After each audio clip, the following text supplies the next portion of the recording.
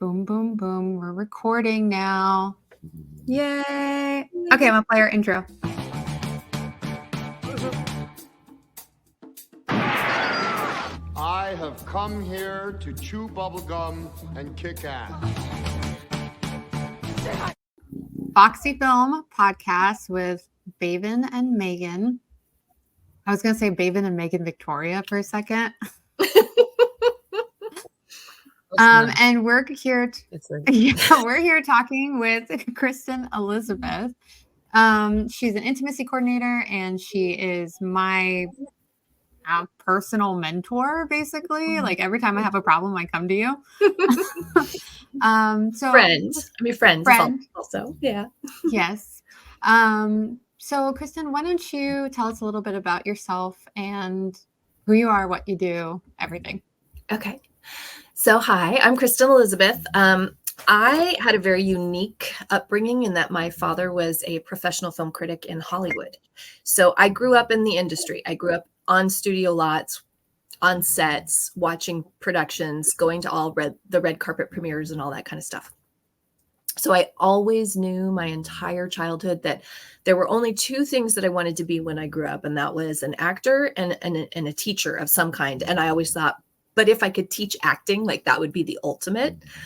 And I've been incredibly lucky that I've gotten to live that goal, but it was not at all how I envisioned it. You know, you have these ideas and these dreams of what you want to do with your life. And then the reality, sometimes, even though you are living that dream, is very different than what you had in your imagination.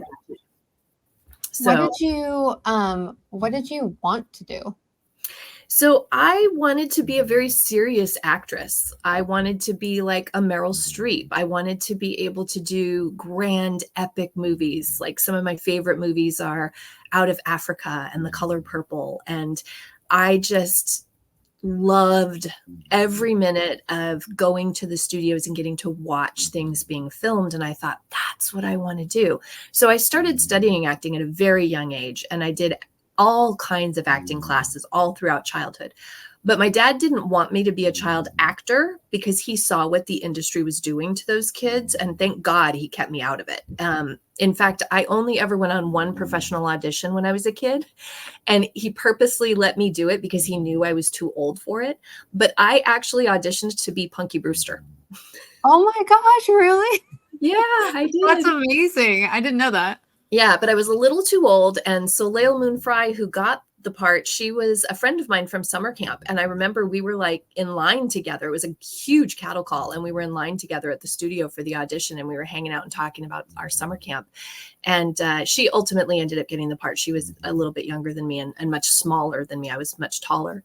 But yeah, so when I became a teenager, I was begging. I was, please, please, please let me go on auditions. I want to model. I want to act. I'm a dancer. I want to dance. And the answer was always no. I was never allowed to do that stuff. So I really didn't get to try any of it until I was out of the house and on my own. And it started with modeling. My first professional work was as a model. My first job was as a hand model for Arco AM PM Mini Marts. My hands were in the employee handbook. That is so funny. How old were you when you became a hand model? 17. Oh, so you're 17, like on set, just yeah. Yeah. And it's hard. It's harder. Oh, no, actually I might have been 18. But it's much harder than people think it is. It's really difficult, challenging work. And it was a very big learning experience. And I'm very grateful for the little bits of work that I did get. And a lot of my initial jobs, in fact, all of my initial jobs were because of who I knew and who I was working with. So it was like my boss at the time, her husband was the photographer for it, and they just needed a model. And I said, well, I've always wanted to do that. Let me try it. And they knew they could get me cheap because I didn't have any experience. And then my first really major work with major actors, I was teaching at a children's gym, and Tim Conway's Funny America wanted to film at the gym that day. And Henry Winkler happened to be the director. And so my boss put me in as the point person, and they used my class as the class that Tim Conway's character would teach.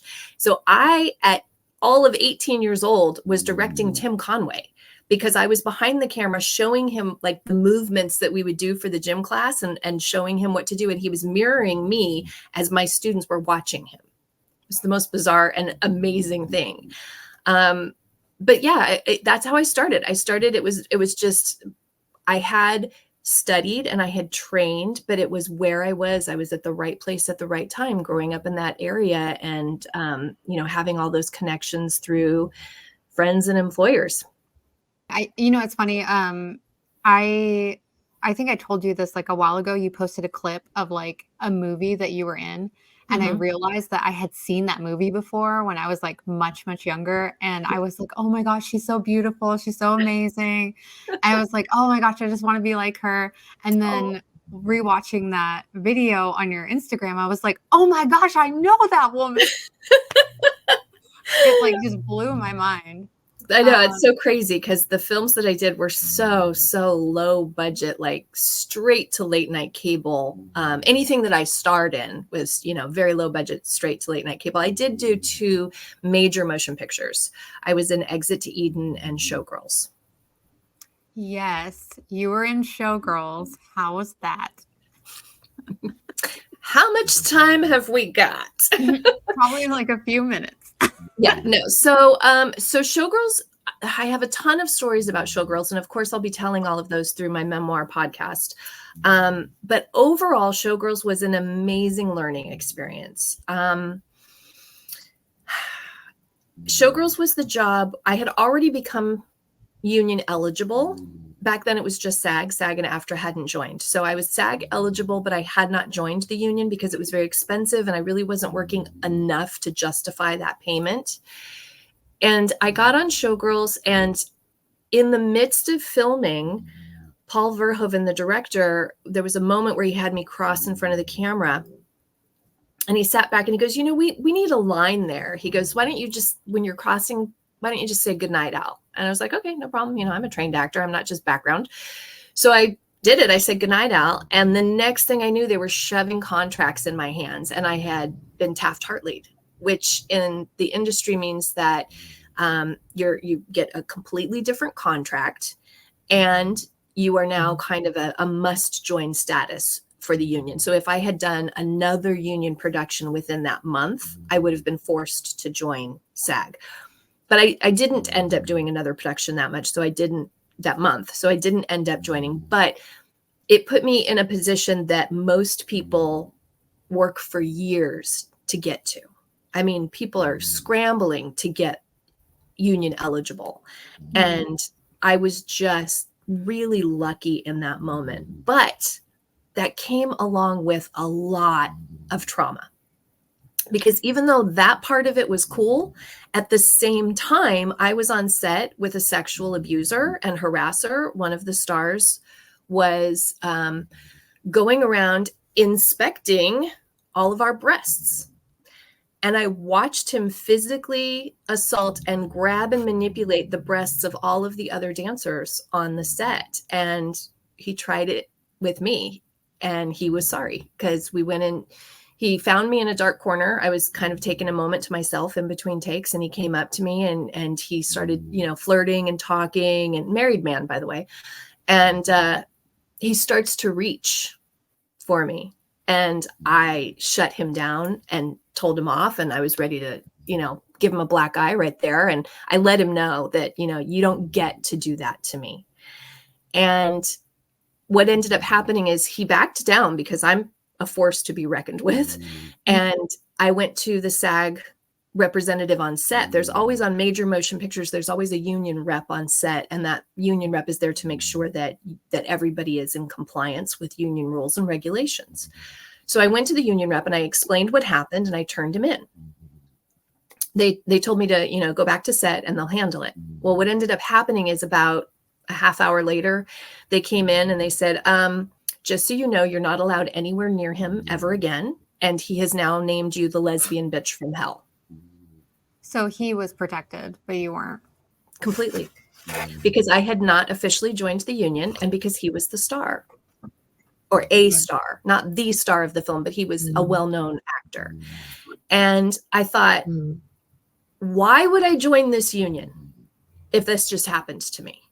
And I had to sit back, and I actually remember very clearly taking the time to watch his interaction with all the other actresses And I remember seeing so many of them give in, like they accepted that they were being assaulted and they gave into it because they thought this is going to advance my career. Mm-hmm. And this just is not me. This is not who I am. So I went around to every one of them and I'm like, look, I'm going to protect you. And I realized they didn't want my protection. They wanted to get in with the guy. They would have done anything. They would have done anything to get where they wanted in their career. And I would not have done anything. I was not about to allow this guy to continue this behavior. So I then became kind of the watchdog on the set, which wasn't a pleasant role for me.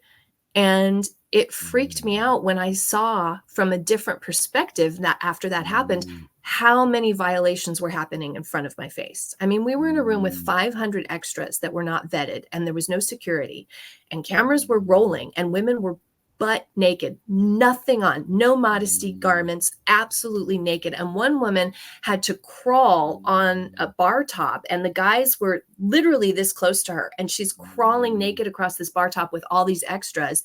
And I'm on the main stage watching this happen and thinking, one person lays a finger on her and I'm going to leap off this stage and I'm going to go ballistic because I was just so incensed that there was no protection or safety on the set.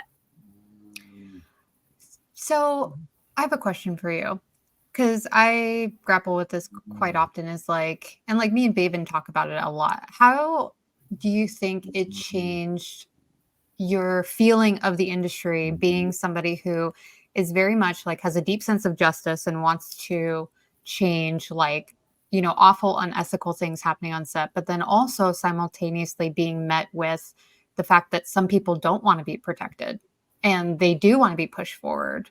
How did that make you feel? That's a really good question. And I think it's deeper than people might realize at first. And I don't even know if I have a complete answer for it. I know that it made me feel different. It definitely made me feel othered. It made me feel unworthy in a way because I wasn't going to be willing to just do whatever it took. And I knew that that was going to potentially put me in a position of not having the career that I had hoped for. It was already not going my way because I had inadvertently become the girl that was, you know, pretty and she would take her top off. And so that's the only roles that I was offered is the pretty girl who's sexy, who will take her top off and do the sex scenes. I was Shakespearean trained. Like I studied. I wanted to be taken seriously. I'm very intelligent. I wanted to be able to show my worth. And it was soul crushing to realize that that was the way it was. And that these other women that were in like the same level that I was, you know, we were at the same part in our career. We were the same age. We were doing the same work. I saw them on other projects. You know, we would see each other in auditions. This was years long before we had self-tapes. So everybody was in the auditioning room together. And I just couldn't wrap my head around how I had gotten to that place. Wow. You're making me want to cry because that's what I've been going through. Yeah. It's more common, I think, than anybody realizes. I think it is, especially like in this industry. I don't know. How do you feel about that, Baven? I mean, as an actor and as you know, I started acting when I was 6. So I totally relate to the, like, you know, that conversation with me too. Like, not really the conversation, but like, I remember begging for auditions and begging to go. And they were just like, you are so strong-willed and have such a strong sense of justice. Like, this is not going to be a healthy space for you. And like, you need to be, you know, whatever. And so for my trajectory is, I don't know. I resonate a lot with what you're saying, Kristen, because I think there's been many times for me personally where I've been on set and I've had to weigh like, okay, I could kill my relationships with all of the people in charge right now because I'm witnessing something that is not right. And I will not play this game. And in not playing that game and saying something and speaking up, even if people don't want my protection, then I'm going to be the scapegoat for that in this specific scenario. And it's tough because I think you do many times like have the moment where you're like, okay, I could play along and maybe that's going to be a stepping stone getting me to where I want to go, or and not sleep at night. Or I can say something and act in integrity with my like moral compass and then maybe completely kill my career. Who knows? So yeah, like I think what you're saying is just so, it resonates with me so much because I feel like anybody who's aware has had that experience on set where you're like, this is not right. And I have two choices, basically. It's like a binary. You can either say something and like act sound, or like you can go along with it and maybe hope that it like helps you not to be too difficult, not a difficult woman on set, and maybe it'll help your career. But it's like gross. It's an awful place to be in. And yeah, Kristen, do you feel like you were able to navigate, like, do you feel you were navigating that throughout your career, or do you feel like it changed the trajectory of your career? Like, can you pinpoint, like, was it the episode on, or that your experience on Showgirls, or was it like something gradually? Did you feel like you got blacklisted? Like, how did it progress from there? So there's so many layers to this, to the answer to that question. There's a lot that happened in a very short period of time, and it wasn't just one thing. I had gotten breast implants before I got Showgirls, and it changed my career completely, but it also started to make me, like, from the moment I had them put in, it started to make me physically ill. So that was a component of changing my career. But all of a sudden I had the career that I thought that I wanted. I was getting the jobs. Showgirls was a turning point in that I woke up to the fact that nobody was going to protect me and I had to take care of it myself. So I became better at speaking out and advocating for myself, but ultimately it fell on deaf ears. It was like, I could say, I don't want to be naked on screen. And I could tell my agent that, and I could talk to the director, and I could talk to the producer, and it wouldn't matter. They would just go, oh, okay, no problem. And then they would get me to sign the contract with the idea of this verbal agreement of no problem. You don't have to do sex scenes. You don't have to be naked. But then once the contract was signed, it was, oh, well, guess what? You signed the contract. You have to do what's in this script. And it's a different script than the one we agreed to. And that happened a lot. And then ultimately, I ended up getting so sick from the breast implants that it kind of gave me a moment where I went, maybe this is what's supposed to happen to get me away from this atmosphere. Maybe I need to go take care of myself physically and get healthy, and it'll give me time away so that I can reset my career. And that was 27 years. So I walked away from my career at the end of that year, literally, and didn't go back. I have been involved in teaching performing arts ever since. So I've been involved in the industry. I've been, acting this whole time, teaching acting, running dance studios, all kinds of stuff that are still related to everything that I've done. But I haven't been a performer since that year-ish, because I realized you made a comment, Bevan, about like you go home and you kind of like think about it. Well, I remember very clearly, I would go home at night, I would go to bed and I would lay down on my pillow. And as I was falling asleep, I would tell myself, you're living your dream life. You're living your dream life. I hate it. I hate it. You're living your dream life. Oh my God, they're assaulting me. I'm living my dream life. Shit, that happened. I'm living my dream life. And I was trying so hard to convince myself that I was living the dream and that that's what it was. And I knew better, and I had to end it. I had to walk away. It was self-preservation. And the stuff that happened on Showgirls is nothing compared to what happened after it. Yeah. I still never seen Showgirls. Don't.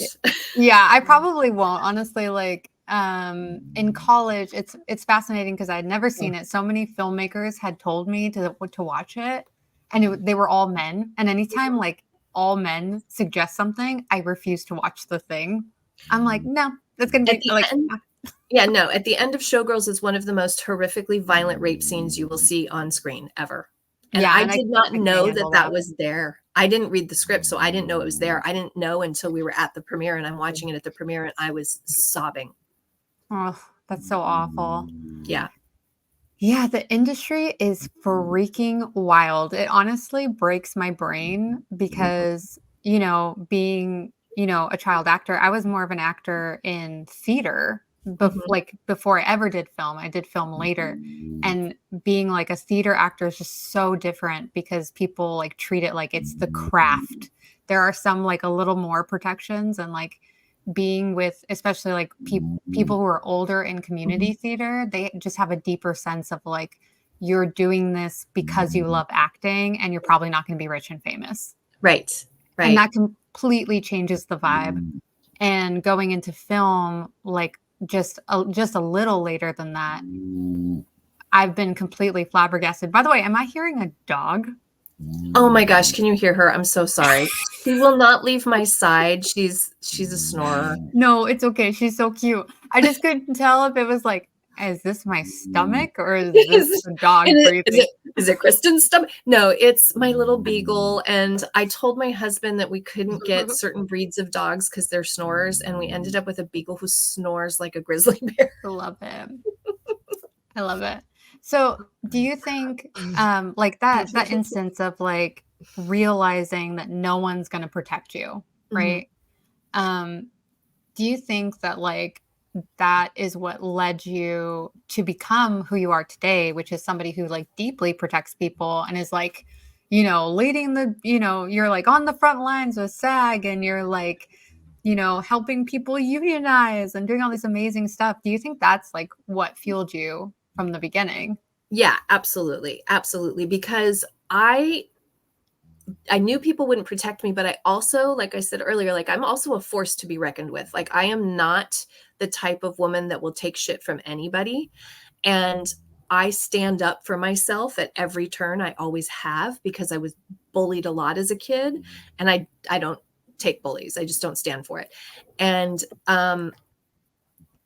it was really bizarre for me because even though I am that strong advocate, feminist person, and I'm just that way naturally, this shit still happened to me. So it made me step back and go, imagine all of the women who aren't as strong, who are maybe shy, who are, not feeling their own self-worth. And this is something that I teach. There's a difference between self-esteem and self-worth. So we can have really low self-esteem, but very high self-worth. And I think that's where I fall in, is that I knew that I wasn't going to let anybody do certain things to me. But at the same time, I don't always feel like I have this weak self-esteem where I'm like, gosh, I don't know if I can do that. I'm not good enough. Those voices in your head. But what would happen to all of the actors that show up that don't have either? No self-esteem and no self-worth. Imagine what's happening to them. And it's mind-boggling to me to even comprehend the vast, vast amount of sexual harassment and assault that has gone on in Hollywood for decades and decades and decades. And I've been researching it. I've been researching it for years. And it's a well-known thing in the industry. And the problem is that once somebody figures out that they can get away with it, then they continue that behavior and they climb up the ladder so they can do it even more. So we have a ton of people in positions of power. We all know the story about Harvey Weinstein, right? We all know about the Me Too movement. But here's the thing. It's not just the Weinsteins. I was being assaulted on set on camera. And that was even worse, I think, in many ways, because now it's living history. If you watch one movie of mine in particular, you're watching me be raped on camera by the other actor in the scene. Oh, so that's so awful. But it's awful and it's not unique. Like, I don't even know how many people this has happened to, but I'm sure it's happened to a lot. And I want to make this very clear. The actor that I was working with did not show up on set that day with the intention of raping me. The actor that I was working with was hired as a background actor, like very beginning of his career, probably had never done anything on camera before and had no clue what was expected of him And there was nobody teaching anyone how to do these things safely and appropriately for the situation. There's a huge population of the public that thinks that actors actually have sex on camera during sex scenes. And that's not true. We have simulated sex. We make it look like it's real. It's not real. It's not really happening. And if it is, that's pornography. That's a different category.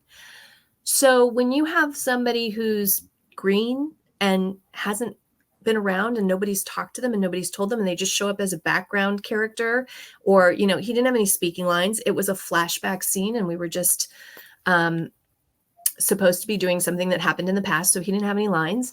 So nobody taught him what to do. And his body had a physiological reaction to the scenario that was happening with us. It wasn't his fault. He wasn't doing it on purpose. That doesn't take away from the fact that it happened. It doesn't take away from the fact that it happened to me on camera. And I was the one that had to yell cut. I was the one that had to climb out of the bed and go to the director and whisper in his ear. And the director was so flummoxed by that. He was just like, okay, take 10, everybody. 10 minutes later, we went right back to it. He never spoke to the actor, never changed anything, just gave him a 10-minute break. Guess what? Went right back to it. Same thing happened again. So with all of those experiences that I lived through, I realized when I heard about intimacy coordination that I knew exactly what to do as an intimacy coordinator, because I could think back about if I had had somebody there when these things happened to me on set, if I had had an advocate, if I had had somebody who knew what they were doing, if I had had a choreographer, none of that stuff would have happened to me. But we didn't have any of those things. We would show up on set and they would go, you know what to do. Sex scene, you know what to do. All they would say is, I want you in this position. I'm going to count down your orgasm. The directors would be there going, I'm going to count backwards from 10. At 1, you achieve full peak orgasm. And that's the most that they would give us. That's all they would give us. So they wouldn't give us any physical parameters. It's really interesting too, because it's like, I talk about this all the time because I, have been assaulted on screen before. But the thing is that when it happened, I was on my own set. So I was the director, but I was on camera and my AD didn't catch it. And had the same instance of being like, I need somebody to protect me in the room. Mm-hmm. And then like a year later was also on another project, was again assaulted in front of the camera. And I noticed there's this thing that no one talks about in film, which is the power dynamic of the camera changes the way people interact with each other. Yes. And it's the very like presence of the camera, like everybody on set, from the crew to the actors to the director, everybody will push themselves and nobody's thinking clearly because they just want cool shit. They're like, oh, it's going to be cool. It's going to be cool. You're going to look great. You're beautiful. Get the shot. Get the shot. Get the shot. We only have 5 minutes. Mm-hmm. And that dynamic creates this sense of like, I don't know how to describe it other than sociopathy, because people just become divorced from themselves so much so they forget that they're human beings in the room. So true. And acting training, acting coaching, acting classes teach us how to do that. Mm. The biggest problem isn't the fact that there isn't somebody on set. The biggest problem is that for generations, actors have been taught how to do things in such a way that creates that situation that you just described, so that we will do anything as the character. And then we don't feel the ramifications of it until after the day is over. And then we realize, oh, shit, this is not okay. But I was a professional. I was a professional actor. I said yes. I said yes, and I did it. We have to change the way we treat the training of actors when it comes to any form of physical contact and intimacy. And I'm including violence and stunts in that as well. We just have to. It can't just be the intimacy coordinators on the sets. That's a big component. It's an important component. But ultimately, we can't ensure that there's going to be an IC on every set. We know that no matter how much work we do, there's always going to be bad actors that are going to be people who are rapists and assaulters and harassers. So we need to be training the talent also simultaneously about what is and isn't okay, and how can you navigate this work so that you get that amazing shot, so that it's perfect for camera, so that it tells the story, but you're not going through both the emotional and psychological and physical damage from being in that scene and from having that situation out of your control. Oh, gosh, what is that movie where she's like, "I'm your mother," and she's like screaming at him? It's like that horror film by Ari Aster. The lead actress of that, I was trying to like look up the movie, and I just looked up scary movies. Hereditary. Okay, I haven't seen that one. So Toni Collette, I saw an interview with Toni Collette, Yeah. and she was talking about how doing that movie was the healthiest thing she had ever done as an actress, which is crazy because she's like scary. She's so scary. She's so right. scary. And she was saying because she learned cleanup as an actor. Like she learned afterwards, like you clean up the emotion, you know?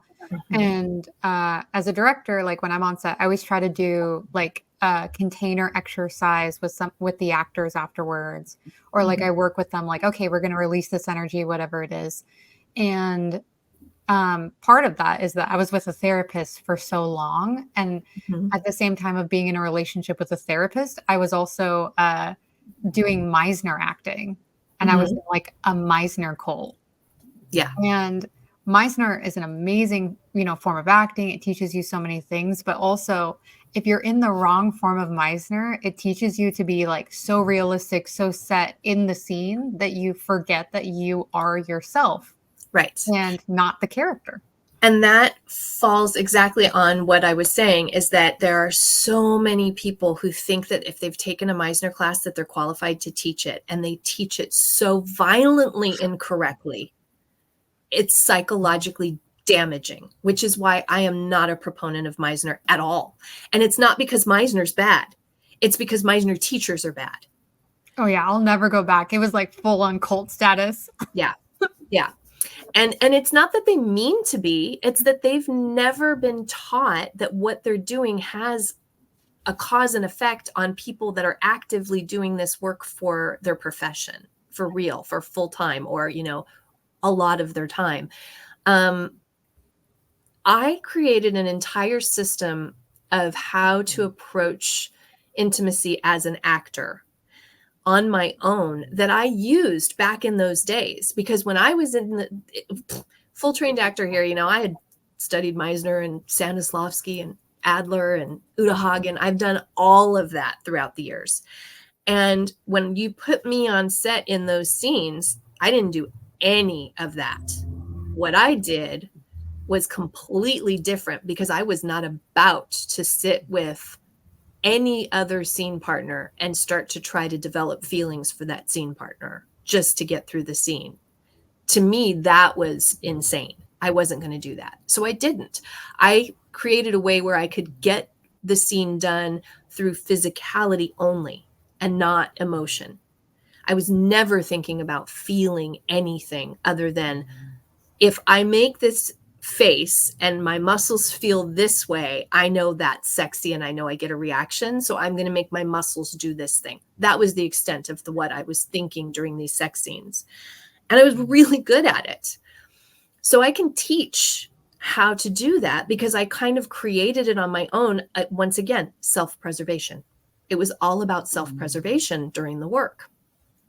And knowing that what I had been told by my acting teachers didn't feel right or good or safe. So then, as intimacy coordinator, because you do a lot of intimacy coordination now, that's how we met. And you also teach it. You do so many things. So as being you, how do you work with like a difficult director who honestly on set just doesn't want to listen to you and doesn't care? There's only so much you can do. I mean, ultimately, this is the way that I approach the work, which is very different from the way most people approach the work.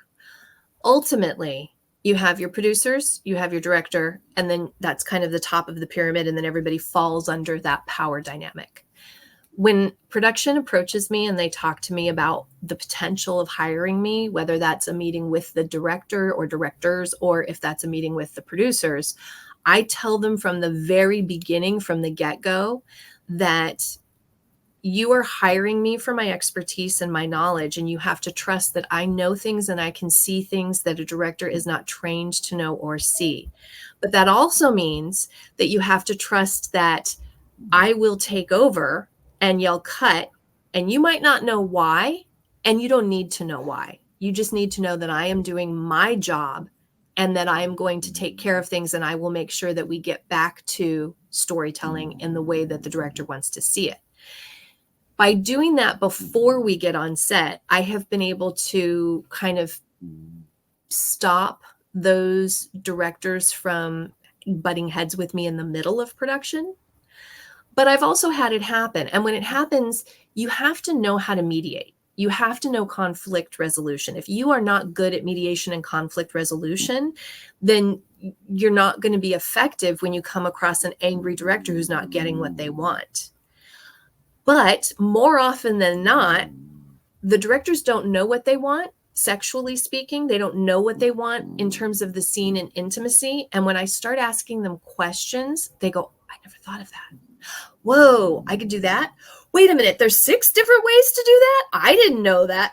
So ultimately I prove that I am the expert on all of these levels, and they kind of defer to me. And that is what helps calm those moments, because I can remind them, you hired me for a reason. Take a deep breath, take a step back. Let's look at this from a different perspective. Let's make a shift. We're creatives. We wouldn't be here if we're not creatives.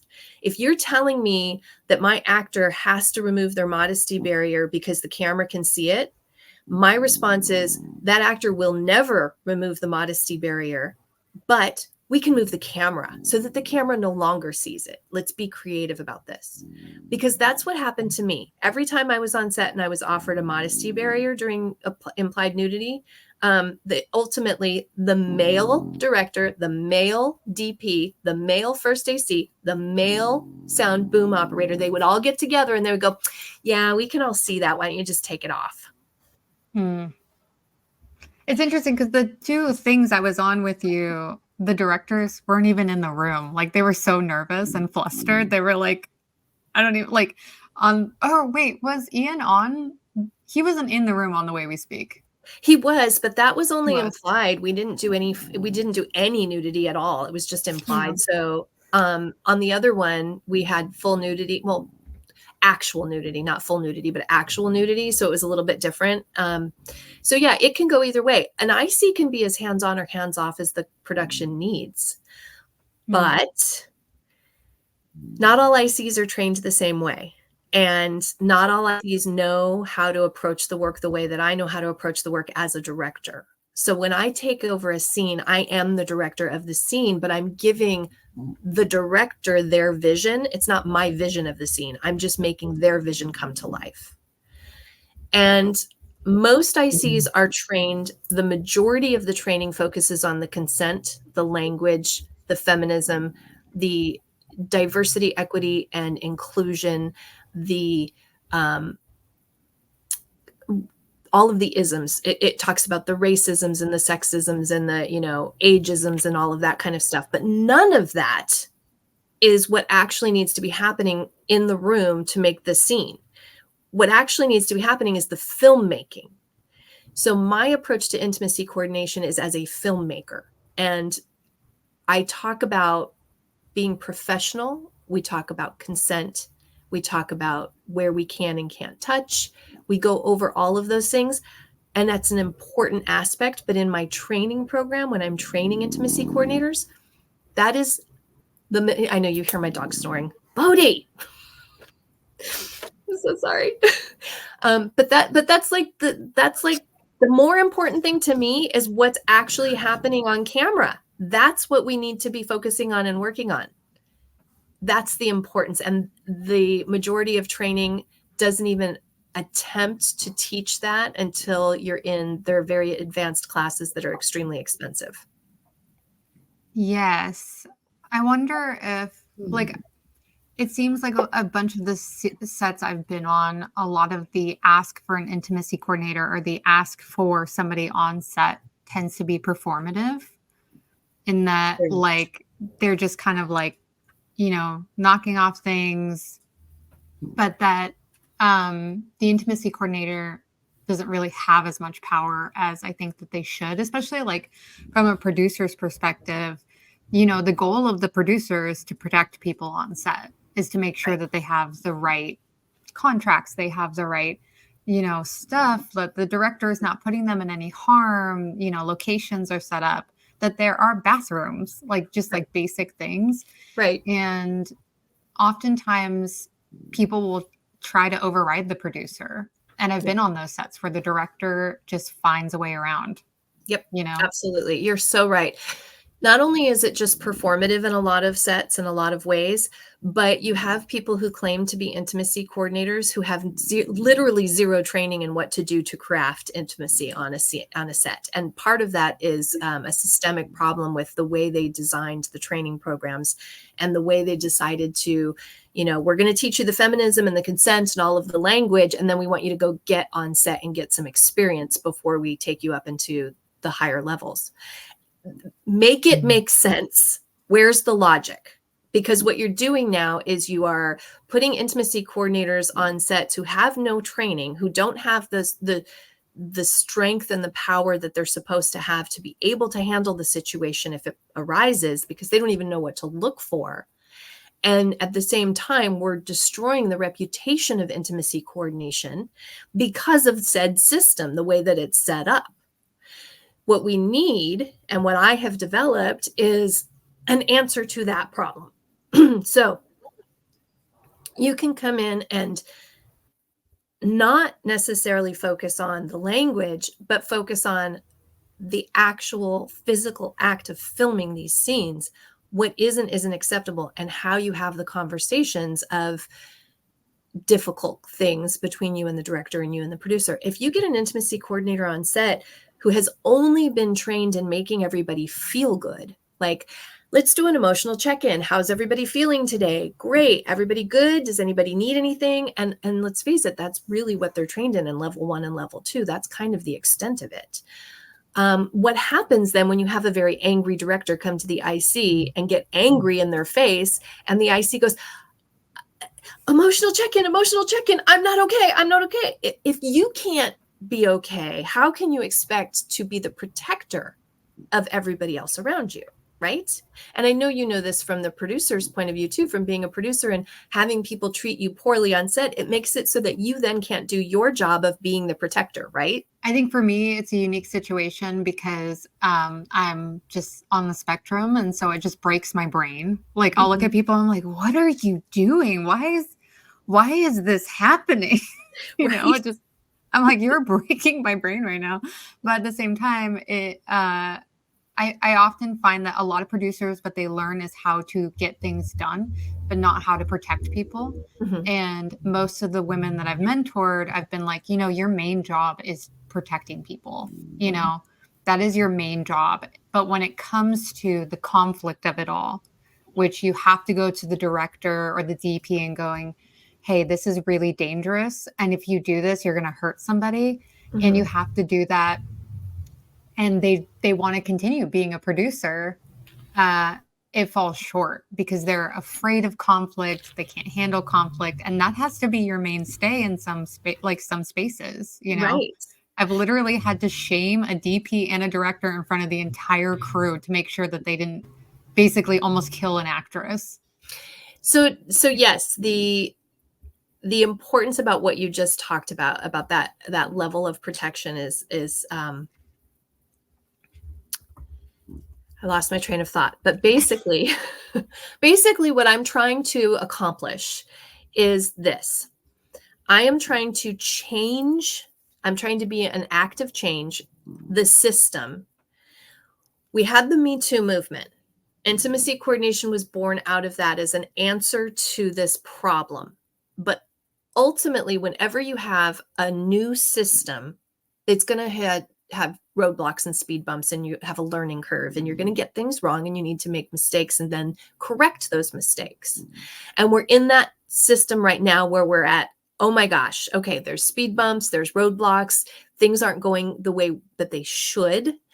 And we have a lot of people that have stepped forward and gone to SAG-AFTRA and have complained about this intimacy coordination path isn't working. On many levels, it's not working. And I've directly spoken to individuals in SAG-AFTRA about this. So I know that this is a thing, and it's not just me thinking it. It's not just me saying it. They have had dozens upon dozens upon dozens of complaints. Mm-hmm. And so my goal now is to step up to the plate and say, I have a different way of doing this. Let's look at this. Let's look at the idea of maybe there's more than one way to skin a cat. Maybe the way that this is currently in place isn't necessarily the one and only way to do this. And so I'm attempting to create a new system that will also be eventually accredited, and I will eventually be able to certify ICs, but they will have a completely different form of training that will give them a completely different way of approaching the work on set. I love you, Kristen. You're like, I'm just going to like low-key break the wheel and then like just like make a new wheel. I don't know. You know, why not? You're like, it's just a Tuesday. Right. Yeah. So in terms of like, obviously you have some critiques of like the way the industry is right now, especially for intimacy coordination, because it's so new. You talk a lot about, and this is my personal curiosity, you talk a lot about feminism in terms of like what they're teaching. Are they teaching like intersectional feminism, or are they teaching like, just hashtag pussy queen girl boss? Okay, no, they're teaching like full-blown university extreme wokeism. So it's almost to the point of like CRT, like the pendulum swings. And you have the very, very far conservatism, and then you have the very, very far liberalism, and neither side, when you go that far, is good. And they're teaching it like full blown, don't use the terms male and female. That's not okay. Like extremism. And I think it's damaging in a lot of ways. And based on the feedback that I have been given, I mentor a lot of ICs, and a lot of them have gone through these programs. And so many of them, specifically women of color, specifically women who are queer, specifically non-binary people that have come out of these training programs, have come to me and told me that they are actively being traumatized by being in the room of these trainers and the way the trainers speak about this stuff. If you are traumatizing your students in a class that is very specifically teaching people how to stop trauma in its tracks, that's a problem. I wonder, like, what is the thing that is traumatizing them? Is it the way that they discuss the thing? Like, is it like very gaslighty language, or?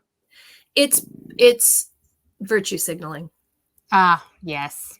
It's tons of virtue signaling. Yes. Yeah. That does traumatize me and make me kind of mad. Right? Baven's back. Baven's gone. Baven's like, ha! Baven. Yes. Okay. She has a question. She's moving. We can hear it now. Oh my God. It's so exciting. So Kristen. Yeah.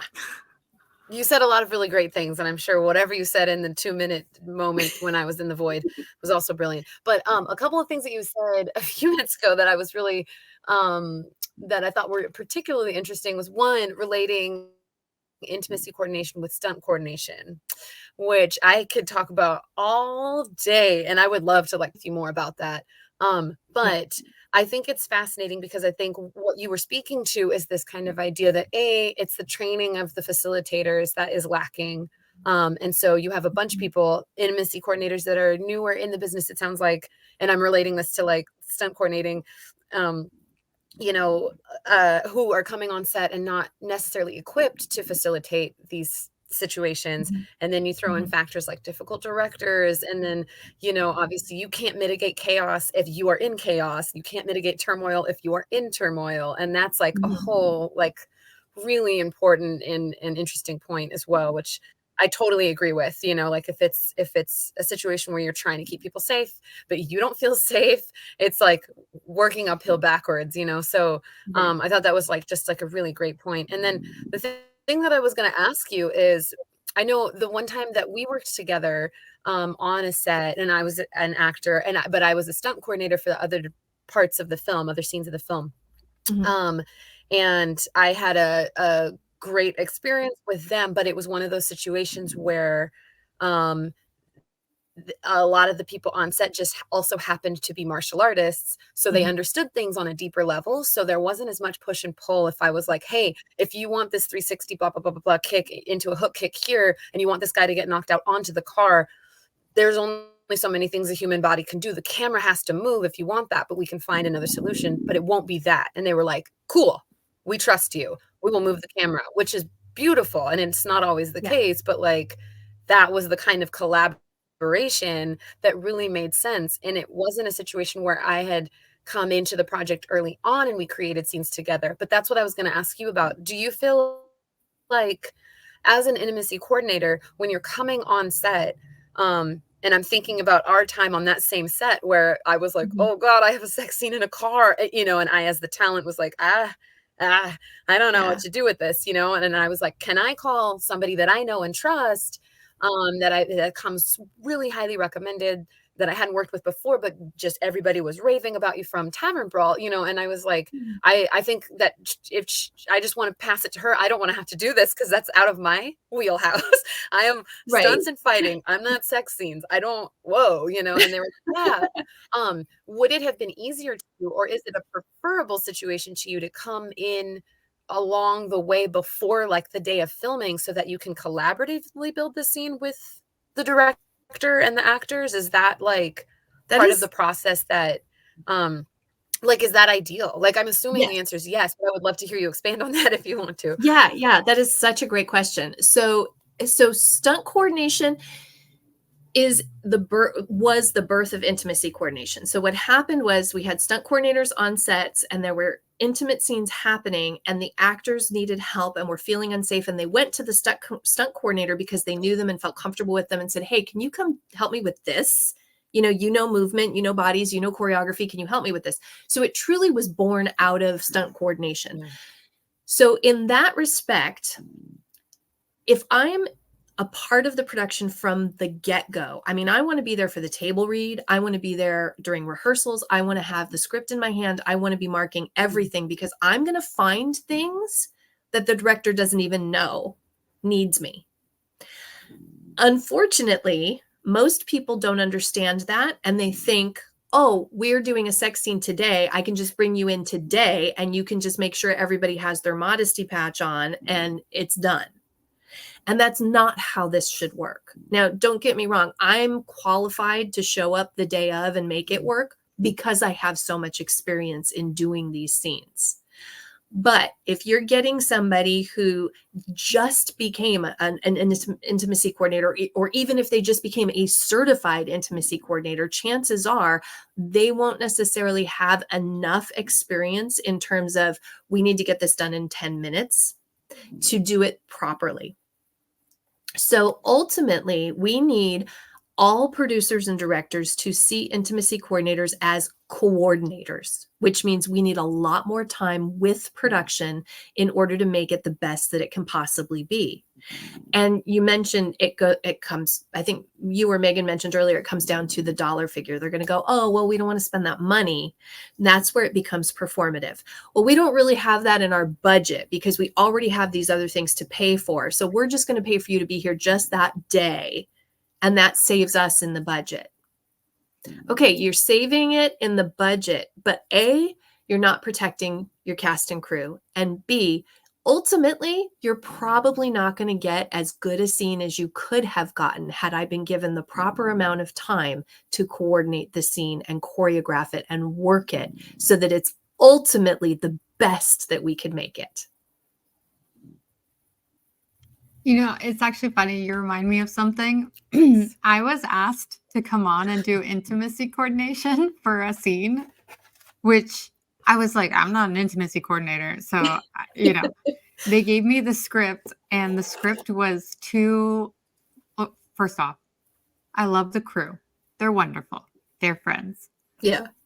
The scene was between two women simulating sex, and they were like grinding on each other. And I came on set that day and I pulled the director aside and I was like in front of the crew and I was like, are you married to this? Because, and he was like, I don't know. I was like, because that's not how lesbians have sex. Like, that's just, that doesn't make any sense. And I know you're a straight white man, but like, have you never seen anything? Right. And so that is something that we need to do as intimacy coordinators in training is we need to spend the time to learn sex. And sex, this is something that drives me crazy.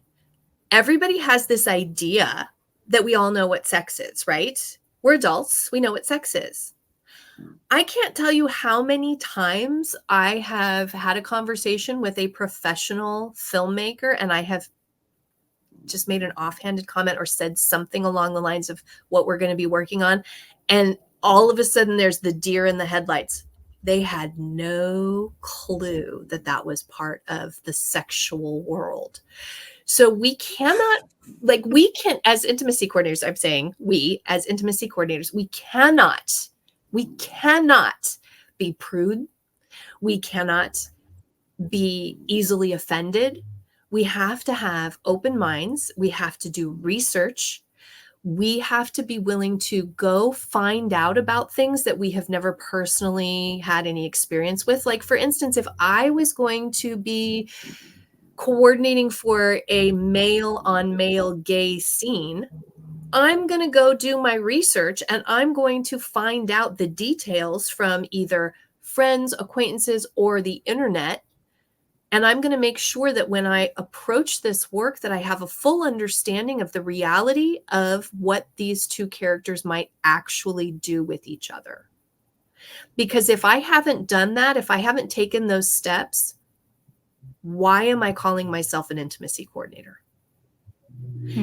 If I'm a stunt person and I have to craft like Baven mentioned, like a 360-degree kick on camera, blah, blah, blah, blah. If I don't research that, if I don't try it myself, if I don't, figure out the physicality of it, why am I on set as a stunt coordinator? Now, I'm not saying that I have to go try gay sex myself because that's not what I meant. But being sex positive helps. Right. But being sex positive and educated and not afraid. I have mentored intimacy coordinators that are already in level 3. And when we go to do scene studies, if I go to break down a scene of rape, I have had people actually go, oh, I'm not going to watch that. Well, this is what we're doing. I'm teaching you. This is a scene that we need to break down and I need to explain to you how they did it safely. No, I'm not going to watch that. That's rape.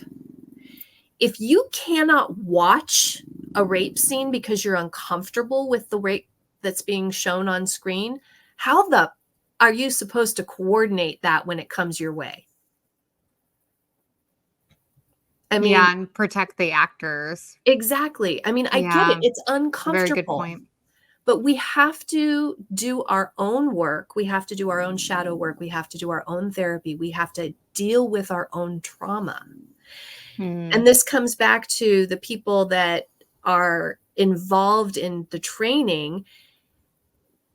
We need a different perspective on trauma, especially if we are there to prevent it, and especially if we are there to tell the story of it. If we are telling the story of trauma while preventing trauma, that means you better damn well make sure you have studied trauma in depth. And that is one of the reasons why I walked away from the people that were doing the trainings 5 years ago when they brought me on as an apprentice, because it was immediate, very clear to me that they weren't there yet. Do you think that might be because, like during the Me Too movement, people were starting to talk about things, just starting. Mm-hmm. And there was all this justice happening. Mm-hmm. Some people will call it retribution, but I call it justice. I noticed that there was a big like societal pullback in terms of actually talking about like how that might equal change, or how that might traumatize people, or how, because they weren't ready to deal with their own personal traumas, their own personal questions. Mm-hmm. Do you think that there's a correlation there? Absolutely. Absolutely. Yes. It's not easy. After I had the experience of working with the creators of intimacy coordination, I went to therapy because I had the realization of, I knew that I had been traumatized and I knew that I had PTSD, and I had done a lot of work. I had done a lot of therapy and I'd done a lot of work since those years, because face it was a long time ago. But I realized I had a long way to go and I needed to do more. So I went to a therapist after that, and I sat down and I said, here's what I'm approaching. Here's the situation. I had all of these things happen to me on camera and on sets and with producers and directors and in the meeting rooms and all of this stuff. And now I want to be the change. But I need to deal with the fact that this happened to me to make sure that when I'm working, that I'm not experiencing PTSD or re-traumatizing myself. And I'm very grateful for that experience, because I needed to do that. It brought me to where I am today. And where I am today is, I still sometimes suffer from low self-esteem in a lot of ways. And I still sometimes suffer from not feeling like maybe I should be the person doing this. But the reality is, when I'm actively doing the work, I don't have PTSD. I don't have imposter syndrome. I don't even have an inkling or a thought in my head that I'm not the expert in the room, because I feel so confident in my ability to not only protect my actors and my crew. I'm fierce about it. I'm not just there. It's not just performative. And you guys have worked with me, so you can attest to this, that I am very confident, and it's because I did all the shadow work, and it's because I did all the therapy and I faced down those demons in order to get here. Not everybody can do that. And so that's why I'm here, because not every Me Too survivor of Hollywood Me Too can come to the place where I'm at. And that is not a judgment, man. These women have been through hell, and a lot of them have been through it way more than I went through it, because I got out of it. I purposely removed myself from those situations. And I don't blame them for not being able to step up and do the work. It's not easy. It's difficult. But some of us are able to, and we have to be the light and the beacon for all the others. We have to be the voice for those that don't have the voice, that aren't able to come up and come forward and say, we need this. God, Kristen, you are such an angel. Oh. Because like sometimes I'll be like feeling something, posting some sad Instagram post, and like in my bed, just being grumpy, going, I quit film. Like I probably quit film so often. And then I talk to you, and then I'm like, okay, I'm on the right track. Just because the things you say, they just speak to my soul. And I just want to thank you for like existing. Oh, thank you. Thank you.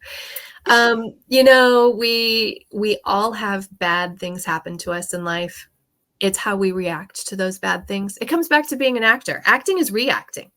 How do you react to what happens to you? And don't get me wrong, there have been many times where I have broken down, where I've had full-blown sobbing on the floor, like you couldn't pick me up with a spoon because I was just a puddle, There have been many times where I have said, nope, not going to do it. There's many times when my body physically goes into full-blown panic, anxiety, and I shake like I'm having convulsions.